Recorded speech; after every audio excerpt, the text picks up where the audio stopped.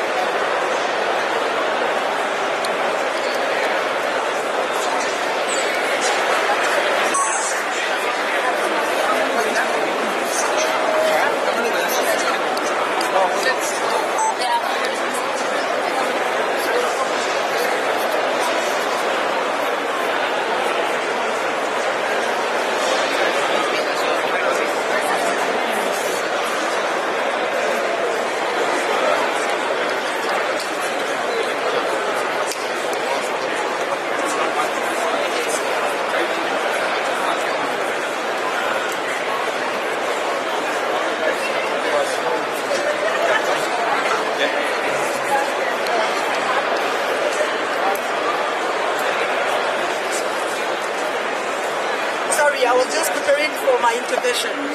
So that's why. So nice to meet you. I know you, Winnie. I saw you.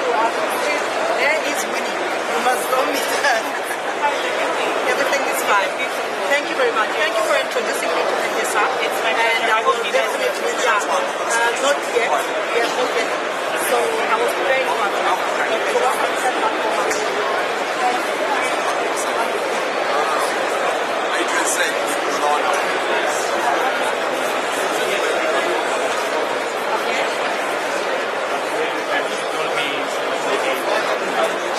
Well, look, as I told you, the next one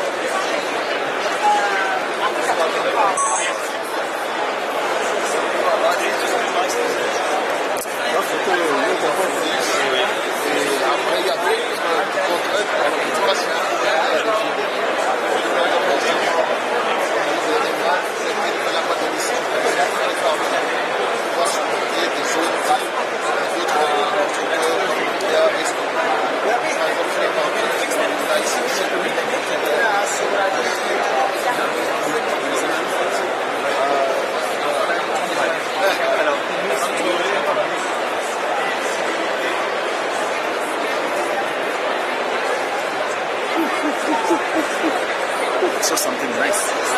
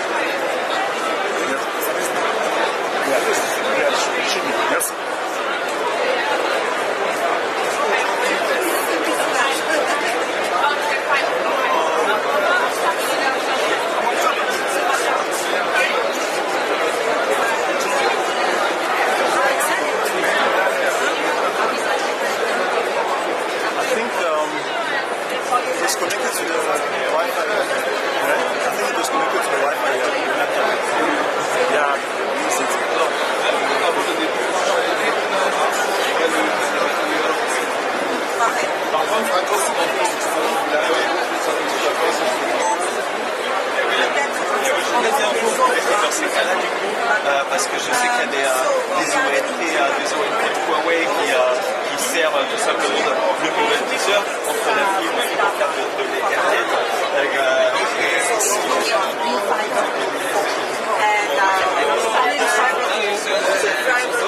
Comment est-ce que vous faites la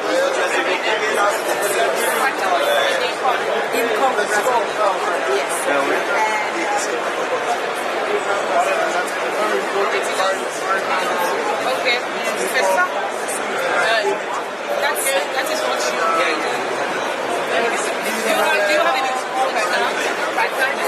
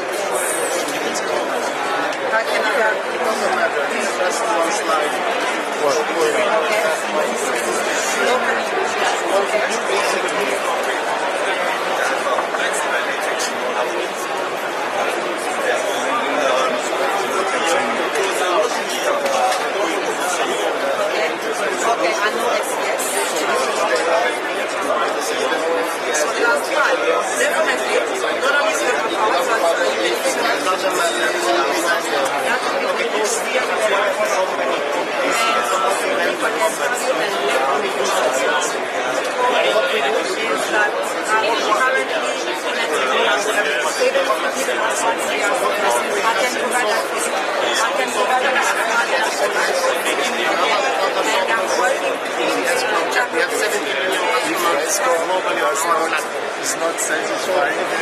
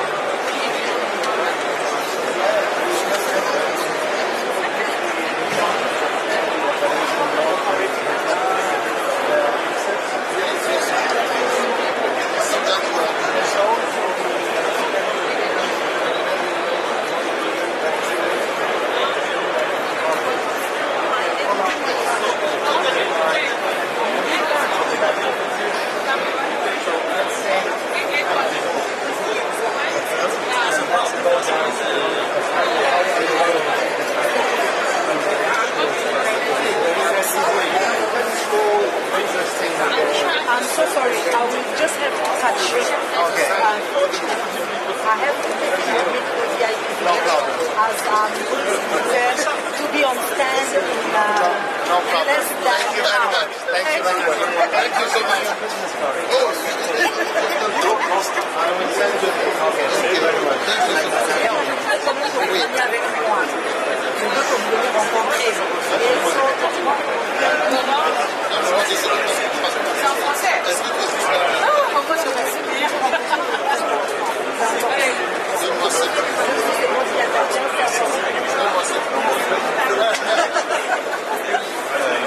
J'imagine que vous déployer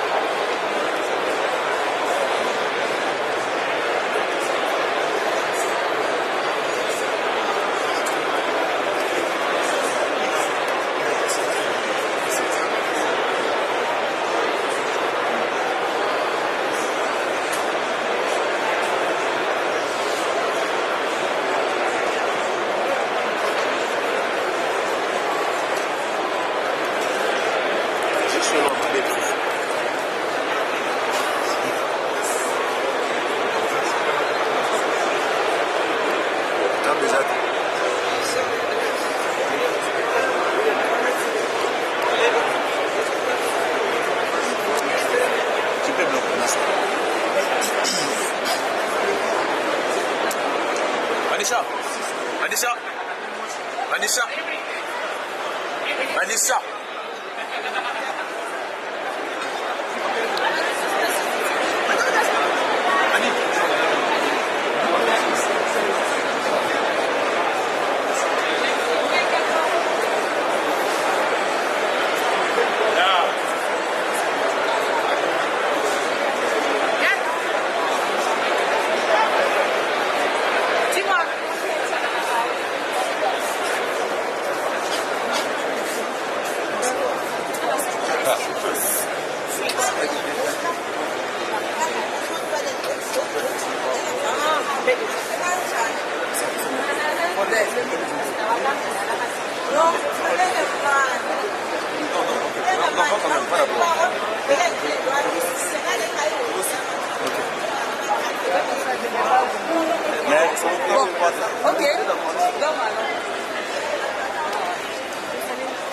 Mais ça risque de commencer là-bas et puis on a besoin de son et puis on fait.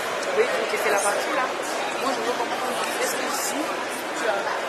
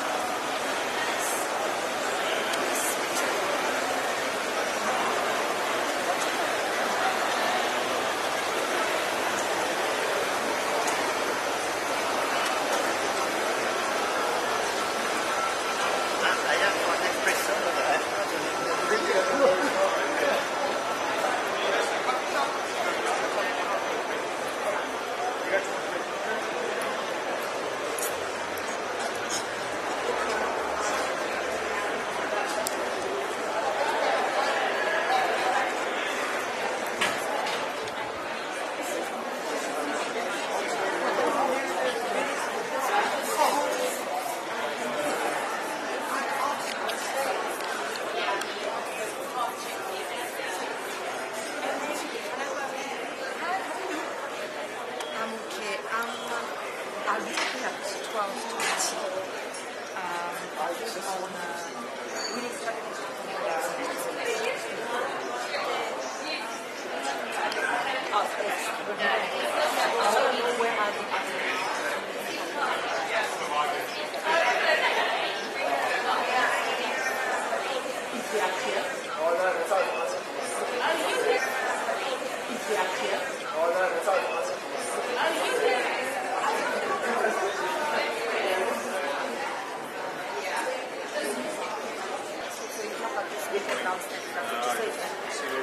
No, they usually use them. They'll get back to the bed now. Okay. Yes. And I just know exactly if it's where it's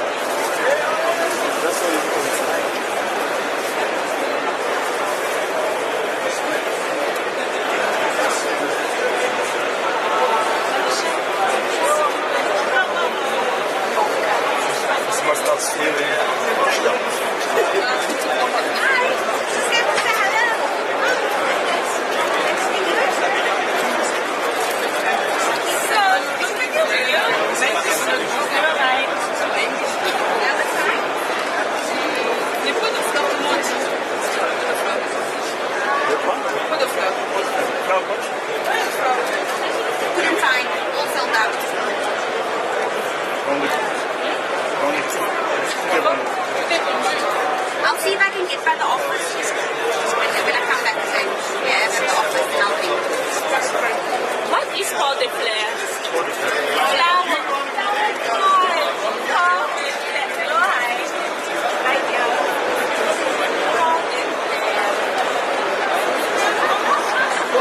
So you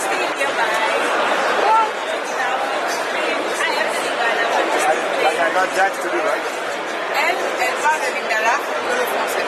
Ouais. Là, tu as des filles ici. Non, je la connais. Ouais.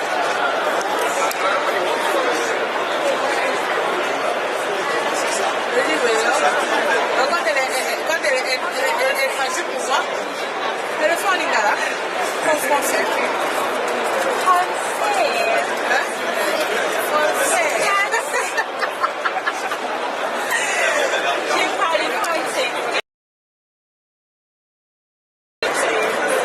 He's making fun of my saying. It's a house. Yes, my mom. I got it all the time. What's your mom's name? Dee?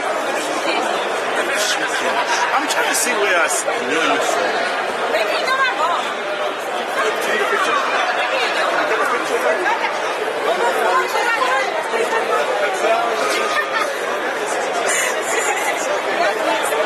But I know that I know you. I also feel like I do.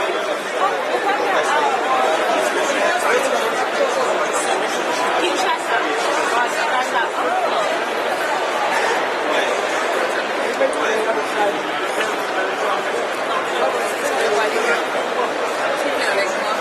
On va ensemble. Ouais, les gars, là-bas. Ouais. De panel 1. Alors je prends déjà le son. L'utilisation pour le micro pour voir les films.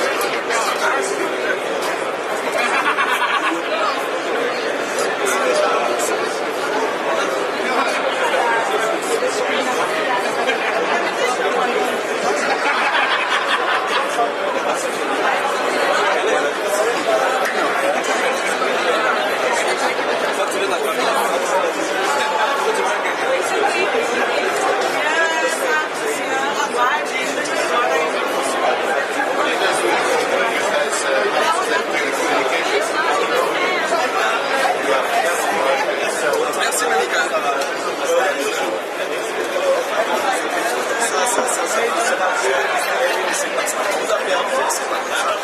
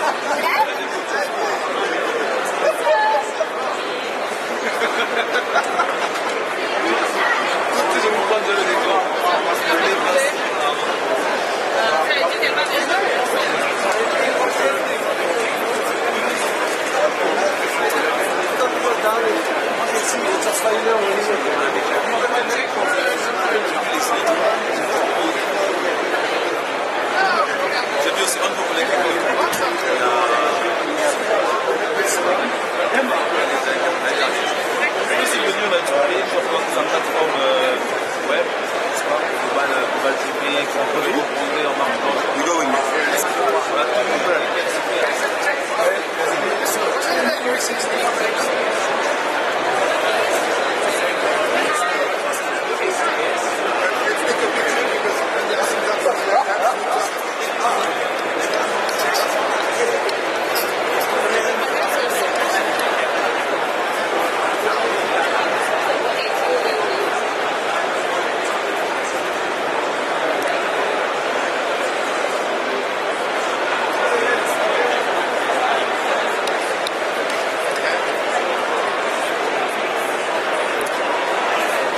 Et ça.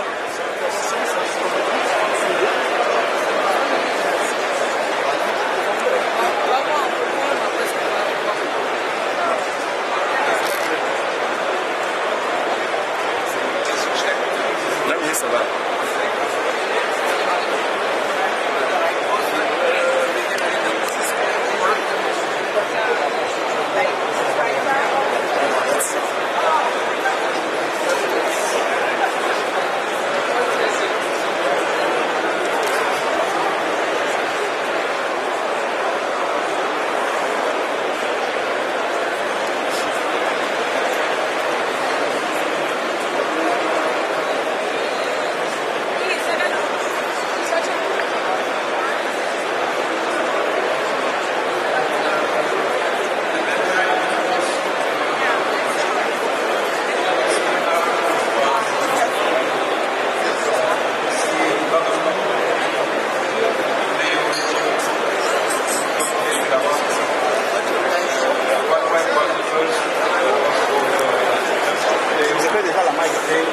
Very good smiling, very good.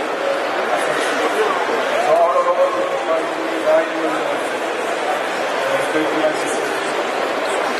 then all of us basically we are all looking for partners for property and providing. We are not also looking for them and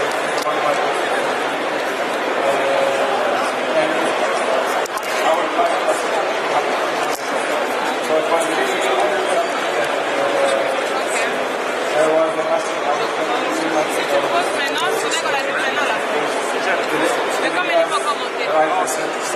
C'est pas lancé sur elle, c'est déjà fait. Donc ça dès qu'elle monte, je lance.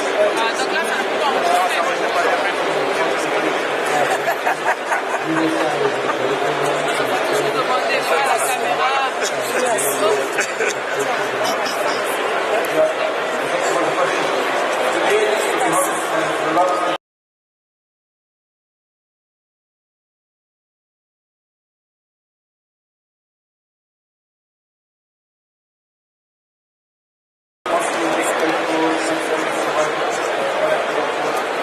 Now I'm gonna tell which is which. Here's the mic. Are you sure? Ah, confiance en toi.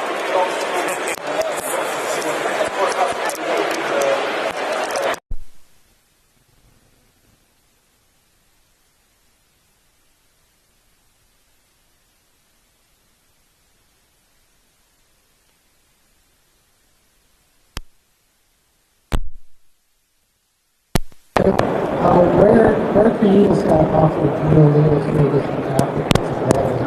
And what timeline and milestones should potential customers expect for future regulatory approval?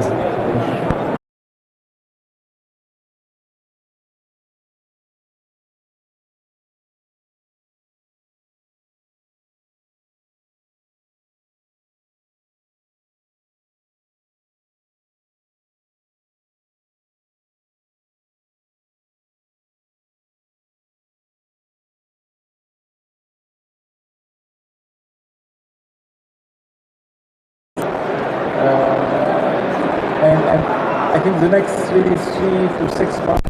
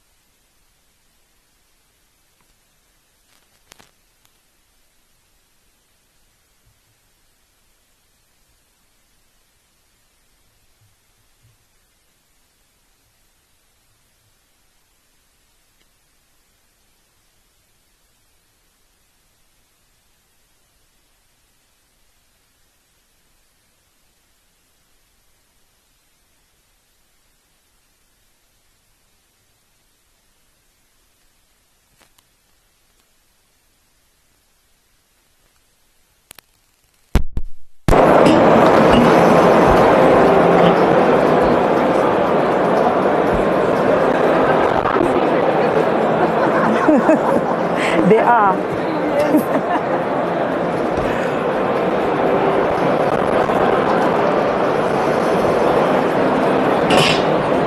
Right. Oh, gosh, that's loud. Hello, everybody, and welcome to this session, Winning Strategies to Connect the Unconnected. Thank you very much for that introduction. We've got a very large panel to talk to, all of you today. And what I particularly like about it is that we have two representatives from telcos and from two very exciting countries, the Congo and Tunisia, both challenging environments geographically, and present unique challenges when it comes to coverage. We also have an infrastructure representative from South Africa, which is fantastic, and then we've got two satellite representatives. So I'd like to welcome Norbert, who's from Congo Telecom. We got Michael, who's from representing Eutelsat, and you can tell us a little bit about your role there. And Libby, you're Avanti, COO for Avanti. We've got Claudia from Congo Telecom. Yes. And we've got Mamit, who's from the Institute Infrastructure South Africa. So guys, welcome. What I'd like to do is to talk about winning strategies as the subject matter mentions. And I think each person here brings a unique, a series of stories about what they're doing. So let's jump in and let's, Norbert, if we start with you in Tunisia. You guys are doing some interesting projects when it comes to geographically dispersed communities, very small communities, which I'm particularly interested in. The future of the planet lies here in Africa. The youth of Africa is a democratic dividend that the world doesn't know it's got. It's an asset. It's a global asset. But these kids need to be connected, and when you look at those that aren't connected, they generally tend to be either in far-flung places or highly densely populated places where they can't afford connectivity. You've addressed a number of those challenges. So maybe you can give us a few examples. Thank you very much, Leon, and good afternoon, early afternoon, everybody. Happy to be here with esteemed speakers, and thanks for joining us all today.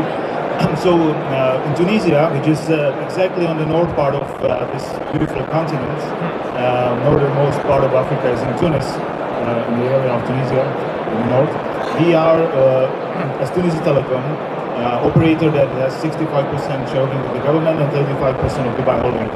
And we are looking into the topic that you have introduced, which is how to connect the unconnected communities. Obviously, the option where you just go and you build networks, be it mobile or fixed, all the way to the last village, is not usually a very viable business case, and it will take you a long time to get your money back. However, we are not stopped by that. We said, let's talk to our ministry, let's talk to international financial institutions, let's see what can we do. We approached it in two different areas. One, for schools, the project that was launched this year is called EduNet, Education Network, and this has something to do with connecting fiber to all schools in Tunis. So this is the ambition. It's around 6,000 to 7,000 schools. We, together with the ministry and the international partners, we said, let's have an ambition to do it in the next 3 to 4 years. This year we are connecting 1,100. I had actually a check-in point with the technical team on Friday, and they already did 600 schools in those few months. The objective is 1,100 this December. The next year is another 2,200 schools, which will bring us to almost 50%. Wow. Now, after that, we hope to go and to do another 50% and go to all the schools. This is fiber, so obviously it's like state of the art. And we said, fine, but if you connect the school, is it enough? It's not what is really the end solution. Yes, it's a connectivity, but it's just a bridge. What do we put on the top of it? And we are talking with partners like Google or Microsoft or others. And actually, Leon mentioned this morning in our little talk, very interesting point about potential certification of the kids. So what are the applications you can bring on the top of that? How the students can benefit from international access to different curriculums, to aids or helps in their studies. So that's what we are looking at, and we are also working with local startups community to develop some apps or use cases.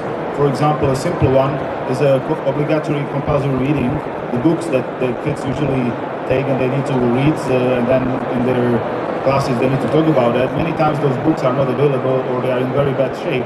So we just digitalize them and we put them online, and we are trying to bring them to the kids in this way. If I may just mention one last thing, so this is fixed fiber, right? But obviously this doesn't go everywhere. So with mobile, with 4G, what we did, we went one step further, and we brought it to the really small villages of few hundred or even less people that are very remote. We also connected those stations with the fiber, but we are beaming the 40 signals. We call the program Ishbilli, which is like include me, bring me in. And there we are not only connecting the schools, but little municipality, tourism. We are talking to people like local women who are doing crafts and trying to sell it online. So these are also things that we put there one step further beyond the schools. And one last thing I would mention with this, we also prepared a bus which looks like a cinema from inside, that goes around those little villages, and it serves like a small education center where basically the inhabitants of that village, being the kids, the women, or whoever is interested, come. The bus comes to the square. They visit a little, let's say, educational speech. They can interact. They can build their own website if they want. They can know how to do stuff online, how to post it on the aggregator side, how to collect money. So these are little things we are trying to bring to them. Not so little. That's actually seriously impressive. And you know, there's so many references to some of the things that we've been trying to work on over the last 17 years, and finally it's starting to happen in these rural areas.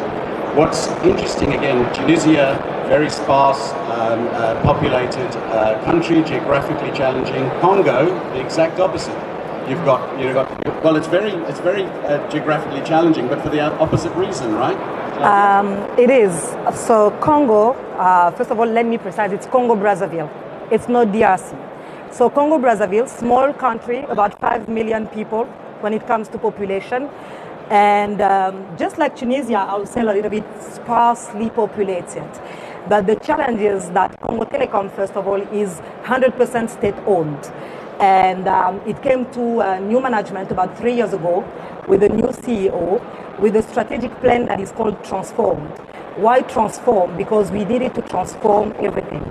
Transform the infrastructure, transform the people that are working, because this is government-owned, as well as transform in types of strategies that have to be put in place. So what we did is that we are into optical fiber. So this is fixed data. Is like Tunisia, we also went into the small villages. Since the last 3 years, more than 100,000 lines have been built. And when we're talking about the 100,000 lines, not just in Brazzaville or Pointe-Noire, which are the two main cities, but we also went into the small towns until getting into the small villages. That is our vision for 2025. So in the small towns, why? Because we want to answer to two very specific problematic. The first one is that being government-owned, I need to accompany the government in what they do. And everybody today is talking about great things around connectivity in their own countries. Just listening to the two speakers already around Tunisia and Congo, quite impressive work that's been done. And of course, in South Africa. How do you make these networks sustainable? Because it's all very well and good introducing it. I've been working for years and begging money off NGOs, and quite frankly, you know, free money, it doesn't exist. It doesn't work. It needs to be sustainable. And so what is that? Where does the investment come from? And you know, the infrastructure South Africa is, as you were saying, you're bridging that investment gap. How do you actually do that? Because, you know, that's probably the greatest challenge. Once people have recognized the fact that connectivity is key, we now have to build it, and they will come. But how do we build it? How do we finance? If you use an example of a funding mechanism or a sustainability model. So let me give an example. It's a fantastic question you're asking. So let me give an example about the role of infrastructure in South Africa. So you've got the main policy department, the mandate department, Department of communications and digital technologies. So they run a program called SA Connect. SA Connect is a connectivity program to connect all government sites, schools, clinics, police stations, post offices, community halls, municipalities, you name it.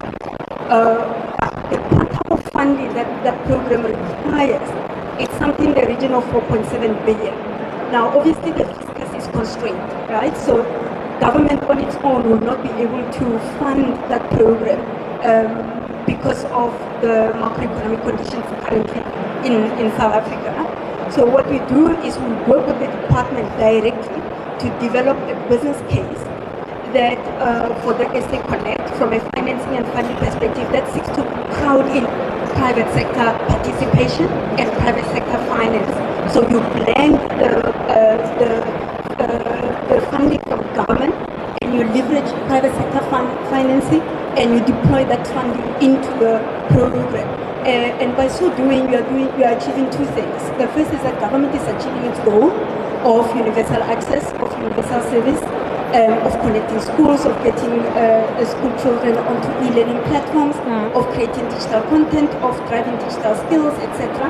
But at the same time, we are also leveraging of the skill sets and the technical capacity and capability of the private sector into that program, because government we're not good at running commercial businesses. You leave that to the people that know, and that is the private sector. So you get both the financing component, but also leveraging the technical capacity and the capability to deploy that infrastructure and get that connectivity going. Thanks. Yeah, I do, because I agree, and what we see is that a lot of the governments and the regulators are starting to put pressure on the MNOs. The MNOs are in a very good position to be able to deploy. We can see that in places like Nigeria. They'll go out into the remote areas, they will set up sites, and that then enables villages, and ultimately that's where our focus is, from enabling villages, which then enables you to be able to bring education to those villages. So I think it's really key that the policies also drive the MNOs to support. It's interesting, there's another session coming later this afternoon with a Kenyan ISP who had an interesting experience with youngsters. He put up a very great model, it was affordable, but the youngsters were reselling it in the communities. And his initial sort of thought was, we've got to shut these guys down, and then thought about, well, hang on a second, he's creating a market for us already. So you need that sort of intuitive thought. Michelle?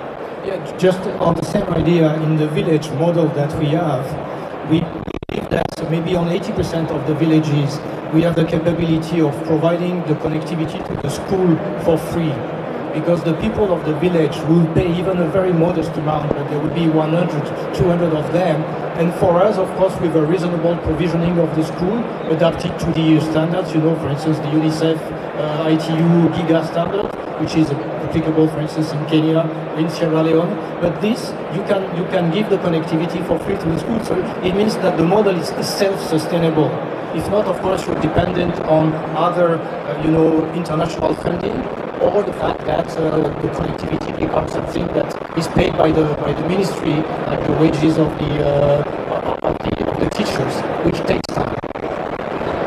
Yes, if I can give an example, for example, so far in Congo, Congo Telecom has done it themselves, as in going into a small town and we make it really reliable. And how have we done that? Not only on proper financing, because I think the infrastructure in South Africa just said it, that government usually think they are not commercial. But we are thinking that we are not only government-owned, but we are a commercial company. But above that is that through partners like companies, oil and gas companies, for example, in Congo, whereby we've taken together programs of social responsibility. I provide the connectivity, and then they provide the contents where it is possible, and they also can provide bursaries in some of those schools whereby we are partnering together. But I can say that you said it yourself. I think education is definitely a heartbeat for everybody. So it is my priority and my responsibility to make sure that that connectivity to the schools is provided.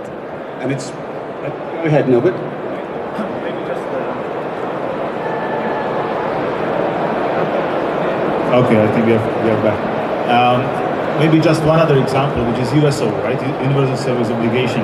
So different countries have different models. In Tunisia, the government takes 5% of telcos revenues back, and in theory it should create a fund. Obviously, those money usually go to many other things as the year requests or needs. However, for I would call them a bit smaller project, but still very key projects, the government has announced white zones. Zone blanche, yeah. And there are like different. Hello? Yeah. And somebody doesn't like white zones. And those, this is like, you sign up for that, and then the money is coming back from those percentages of revenues that are coming back into you. So if it's well planned over a couple of years, it can be sustainable, because one thing is to connect, the other thing is to sustain. And exactly. I like your example of basically generating enough revenue in the village to support the school, support the local medical center. I think that's the way to go. I find it really interesting that we've got two telcos, one partly government owned, the other wholly, who are showing initiatives in this front. The private mobile operators are doing it, but it's very much a sort of a separate organisation within an organisation kind of thing. And it's a different, and it's fragmented. There isn't a universal side, which is where something like the institute, infrastructure institute of a country becomes absolutely crucial. But again, it also comes back down to money. There's another talk tomorrow where it's with one of the guys. Initial funding way back in 2013, 2014, $50 million for rural connectivity. That's now Africa Mobile Networks that's rolling out across the continent. And he was saying back then it was easy. You had your Facebooks and your Googles, and they were putting lots of money in, and it was terrific. Today, there's nothing. And his view is, Africa must fund Africa. I'm not so sure. I think that there's a huge incentive for the rest of the planet to invest on this continent, and it's their future. It's their great-grandchildren's future lies here on this continent. The pension funds are going to be paid for by Africans between 2050 and 2100. Exactly. So what we need is an initiative here or a series of initiatives that enables people to invest safely and profitably. So again, if you look at Avanti, you guys are rolling out a sort of a new structure for infrastructure and sort of backhaul, but also the educational side. What are the investment opportunities within that for outside? Are there any? I think a lot of the tower companies are now seeing that there's an investment opportunity. We definitely see that with them. And ultimately, what happens when you go into these rural areas is you then see the areas start to consume and they generate revenue. The MNOs often underestimate the traffic that they're going to see and the revenues that are going to come to them. So I think there are a lot of proof points now to show that they can also be self-sustaining once they're there. So it's about the initial investment to get the sites up and running. And it's that chicken and egg scenario. Do you put up the network and the people will come? Or I shouldn't say excuse, but a reason why rural coverage took so long is that there's no smartphone penetration. People can't afford them, the devices are $36 cheapest, a feature phone is $6. So people are going to use feature phones, and therefore we'll roll out 2G and maybe 3G if you're lucky. Those are antiquated technologies, they're 30 years old. They should be rolling out broadband. So from an infrastructure perspective, where do you think that would come from? If you look at South Africa, do you see smartphone penetration as a major hurdle that's blocking coverage? Well, okay, it's a difficult one. So if you look at the reports, one of them is a new report that just came out of Digital Council Africa. Quite recently, it shows that the level of penetration of 5G penetration, the use of smartphones has shot up considerably, and that space is being closed, at least in the South African environment. However, the to communicate are still relatively higher when you compare it with other countries similar to South African context. So we must still have a consolidated and a policy agenda and regulatory agenda to drive down that cost, because only when you drive down those costs that will have access and better utilization or increased utilization of these smartphones.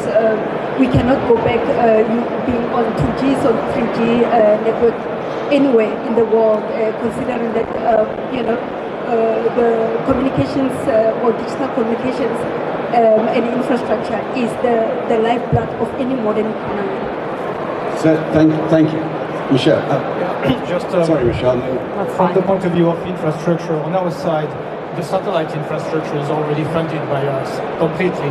Like both OneWeb coverage of Africa, Connect VHTS, even the second generation, which will come in 2028, we will self-fund it. So where maybe the support could come to help us speed up or maybe go to a different magnitude is on the terminal side, as you say, the terminal equipment in the village or at home. And here maybe we can fund, we can go from 1,000 schools and 1,000 villages where we now to 10,000 by ourselves without any funding. If we want to go to 100,000, which is maybe the maximum that satellite can reasonably serve, then we might need this injection of additional funds on the terminal side. We're working a lot on that with different foundations, different international institutions. In our shareholders, we have the UK government, the French government, the Bharti Mittal Group, which is a big Indian group with owning Airtel, with a lot of sensitivity for this topic. So we will contribute to that, but of course, every other support coming from other funds is very welcome. Claudia. Yes, I think I can say that when it comes to the terminal, the gap is still there. And there is a saying that says that alone you go fast, but together you go further. So platforms like this, conferences like this, are there to build this type of partnership, whereby indeed I bring on the connectivity, but what about the requirements, everything else that is required in the school, and there you can partner. It can be between telcos, it can be between telcos and infrastructure, or it can be between telcos and satellites. I can just say that we are open for that. So any investment really relies on who's paying for it ultimately, and that essentially is the end users, just to some degree or another. Yes. Our conversation is focused around the high-level, high-cost infrastructure sort of investments. But the end user, the guys and girls on the street, there's a lot of young folks here at this event. One of the nice things about this particular venue is it's open access to everybody. Exactly.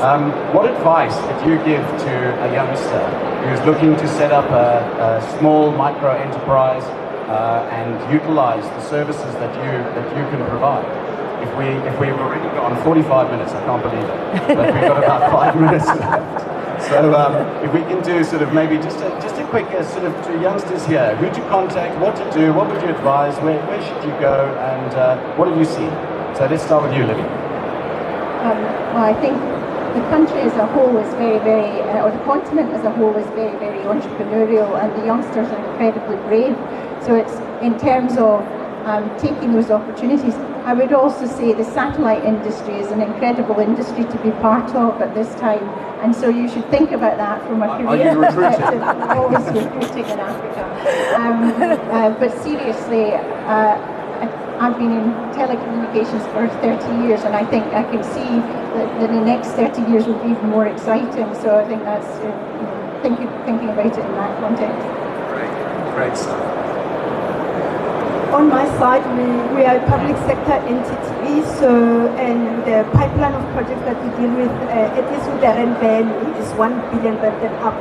So we don't really play in the space of startups and so on, but we've got a great network of agencies, private sector companies that we work with in Infrastructure South Africa, and we're happy to connect the youngsters, the startups, the pioneering youth of South Africa that wants to go into the space. We're happy to connect them with the rest of the context and stakeholders that we collaborate with.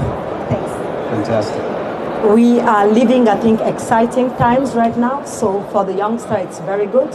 We might not be providing you funding, but if you've got a good plan, you can come on and we will find ways of how we can bring connectivity to you. We can maybe refer you to someone that can bring you financing, but on the connectivity level, we can be your partner for sure. Don't be afraid to pitch anything. If you think it's a good idea, go for it. Yeah? Oh, absolutely. Sure. Two directions. One, if you have a background, technical or commercial, you can be part of our ecosystem because as our colleagues, we live with a local ecosystem of installers, of resellers. So this is a very important part. We need young people from Africa to cooperate with us on that. Second, if you are in digital services, we want to bring value by bringing not only the connectivity, but the service. I just give two examples. One in health. For instance, we have an application in Tanzania where we connect the rural hospitals with pharmacies and with the ministry. And this has been developed by young Tanzanian entrepreneurs. Another one, in Ivory Coast, for marketplace for agriculture, connecting farmers with dealers and distributors in the market. And these are things which bring value to our service. So having the young people getting involved into that is very beneficial to us, and also, by the way, to the telcos, because these are not just for satellite. This is absolutely. And Norbert, sort of the final word. That also, everyone on the panel here's details, contact details are in the brochure, so so you can get in touch. Norbert. What a fantastic panel. Thank you, ladies, and thank you, Dion, for that. I would just maybe mention there's a famous saying that hungry fish and feed them for a day. Right? If you teach them how to catch a fish, you will feed them for a lifetime. Exactly. And in that respect, and coming to your question of sustainability, if we are able to give a use case to a youngster or to people who can start making money, then they are able to pay for that service later on, right? So develop the use cases. We have the ecosystem of startups. So be there. Where is the pain. We might not know that, right? We can connect, but the use case is coming from the user. So develop those use cases. We are there to support that. Start making some money or doing greater good for the community, and the results will come. Fantastic. Guys, thank you so much. It's so encouraging to see so many great initiatives and everyone's so enthusiastic about this. The world is not in a great place right now, and when you see this kind of energy here, it's really, really great. And thank you all to the audience there as well. Any questions, please come up to us afterwards and we'll happily answer them. Sure. So thanks everybody. That was great. Thank you. Thank you.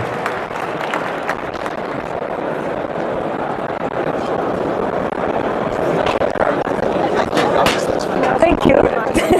Thank you so much, ladies. Thank you. Yeah, definitely. Great. Thank you very much. Norbert, il faut qu'on se voit, qu'on discute un peu. Yes, avec plaisir. It's good to see a gender balance. Yeah.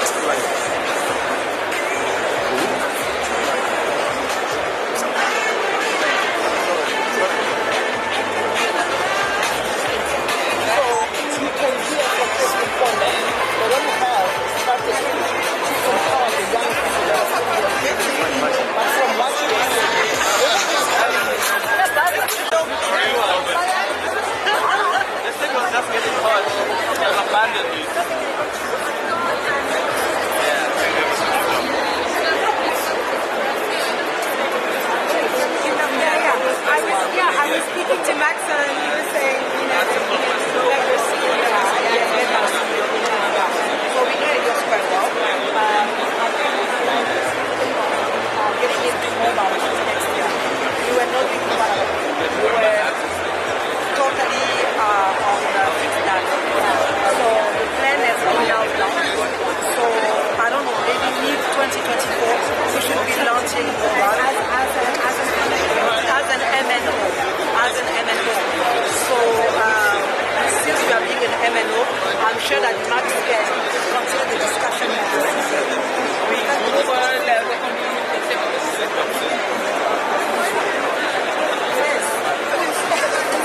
Okay.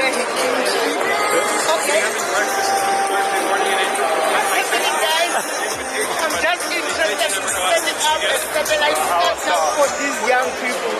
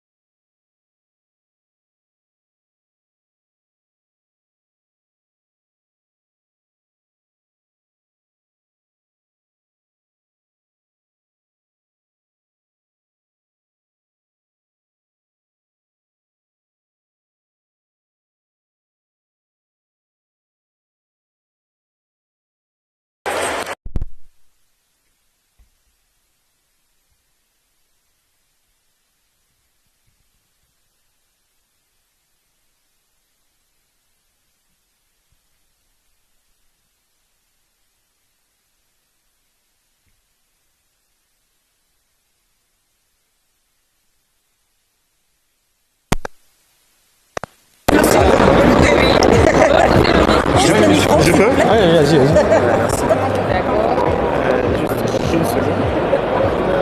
Vraiment, c'est nos impressions. Ce que vous avez dit tout à l'heure, ça nous intéresse. De savoir la capacité que vous êtes en train de déployer sur l'Afrique. Savoir que 2024, c'est l'année Afrique pour Eutelsat, c'est important pour nous. Becky, my son just wrote to me saying that you saying I have Becky there. Can you speak to Becky? Congo Telecom. So I said to, Alors, je vais juste laisser mes coordonnées à Norbert avant qu'on se sépare. D'autant que I'm coming to Tunisia, in fact to meet Orange Tunisia in December, I guess. Why Orange? No, why? There is no reason. No, that's why. I'm just saying I would be very happy maybe to have a contact at Congo Telecom. Possibly get a license? Because you know that Starlink is very active there, like pushing ministry to do... Generally, we need, of course, a license, but in the case I've been told that the operators have the license, so we don't need it, as opposed to Morocco, where we have a problem because the telcos do not have the satellite license. This is the thing. If you want us to resell, you can do that, right? If you want to establish your own network, then it needs to be the license. But we are very happy to discuss the. No, we don't want to. We don't want to establish our own network. We rely on partnership with telcos. I mean, talk to Orange and then come and talk to us, and you will see that they are. Thierry is a great guy. Super. Okay, thank you so much. Avec plaisir.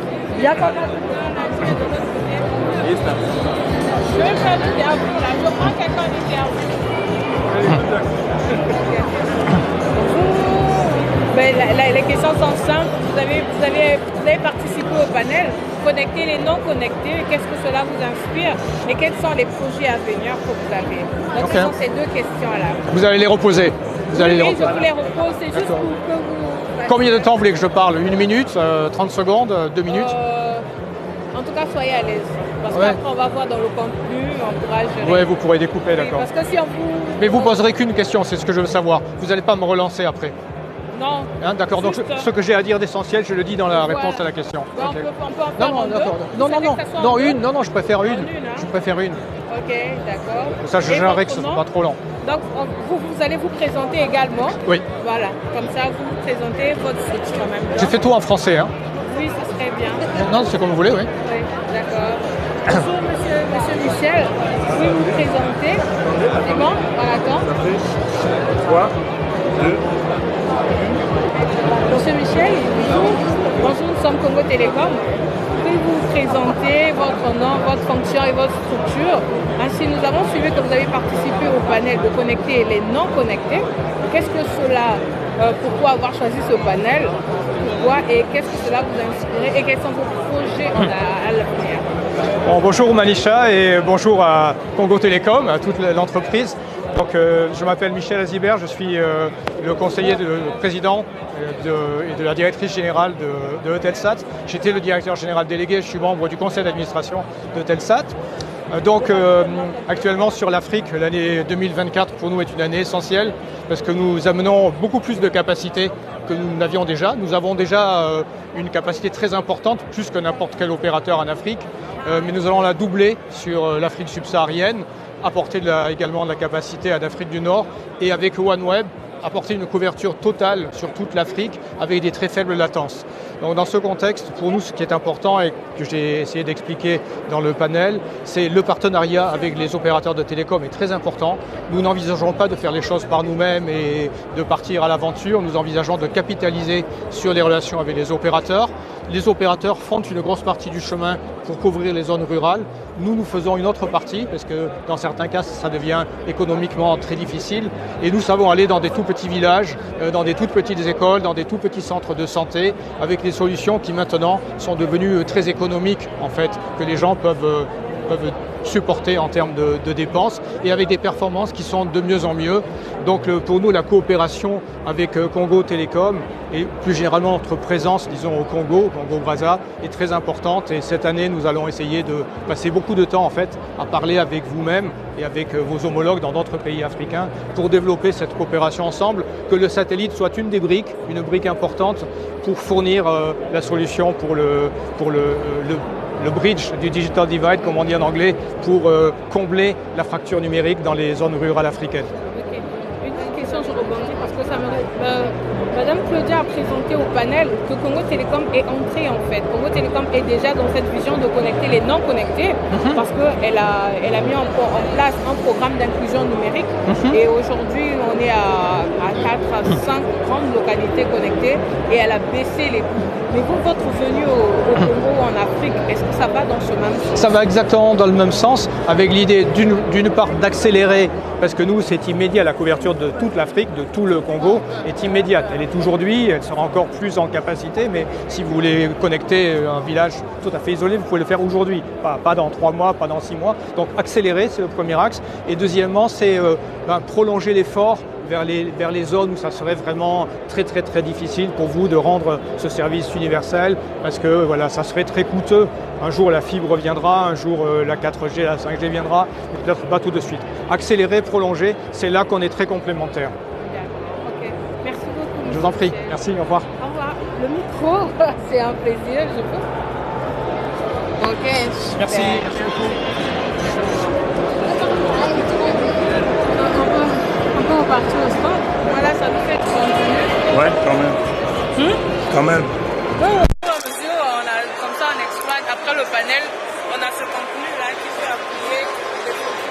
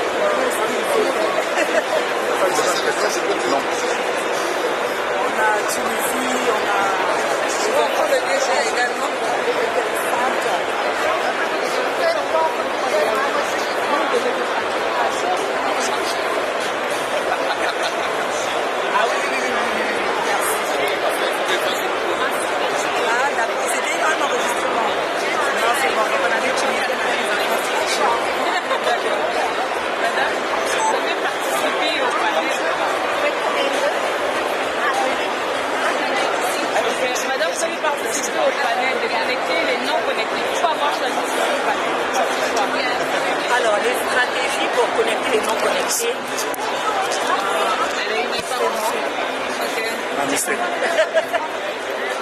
Quand vous êtes prêts.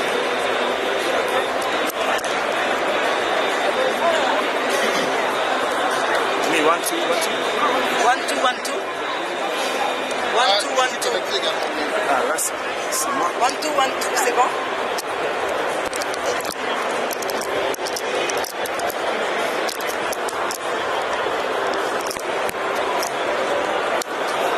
One, two, 1, 2, 1, 2.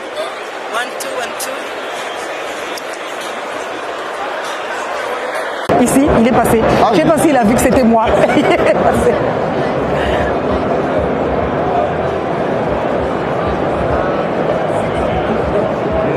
Voilà, dans 3, 2. Ok.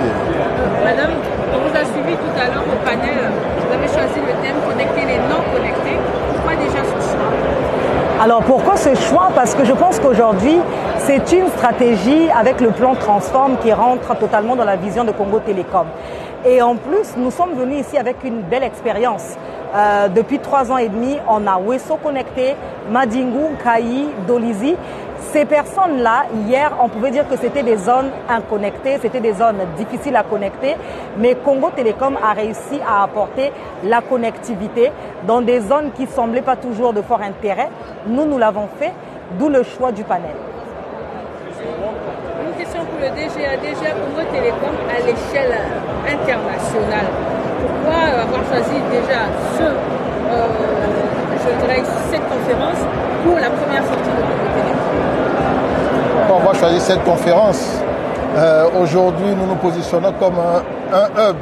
Mais qui dit hub, c'est que vous avez la visibilité, il faut dire aux partenaires, il faut dire aux futurs clients, mais qu'est-ce que vous faites?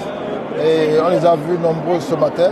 Ils étaient là pour dire, ah oui, mais Congo Telecom, vous faites quoi? Quel type de connectivité vous apportez? Mais pourquoi vous déployez tel réseau? Donc c'était important pour Congo Telecom, en effet, d'arriver sur le salon, de dire qu'est-ce qu'on fait, vers où on veut apporter de la connectivité. On a vu des partenaires qui nous ont dit, oui, moi je vais jusqu'en Asie, est-ce que je peux vous connecter? Donc c'est l'occasion de dire, oui, voilà ce qu'on fait. On est à Londres, on est en Afrique du Sud, on aimerait s'étendre, on connecte tel type de clients. Et c'est également l'occasion pour eux de se dire, ah, demain j'ai un besoin de connectivité, je vais vers mon partenaire Congo Telecom qui peut m'amener partout où je vais, qui peut m'amener de la résilience. Donc voilà, Congo Telecom est présent, on représente l'Afrique centrale. Hein. On n'est pas amené à être uniquement au Congo-Brazzaville, on est amené à couvrir toute l'Afrique centrale. Donc demain, Congo Telecom, c'est le partenaire de l'Afrique centrale. Merci, merci à vous. On vous libère, on a du contenu. Merci.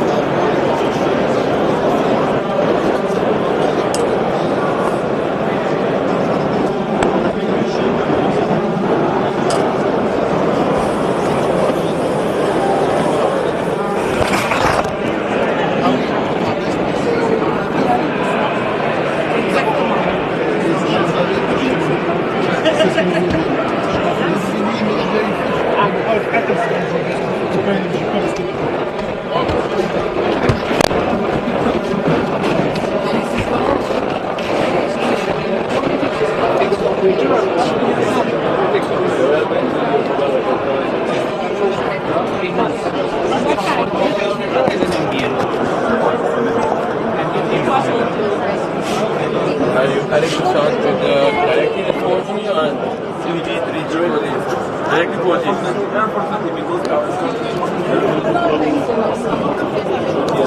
Yeah, but for us, that's a good that's a better move.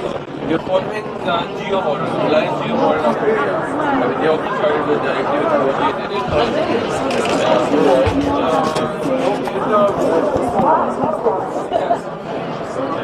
the population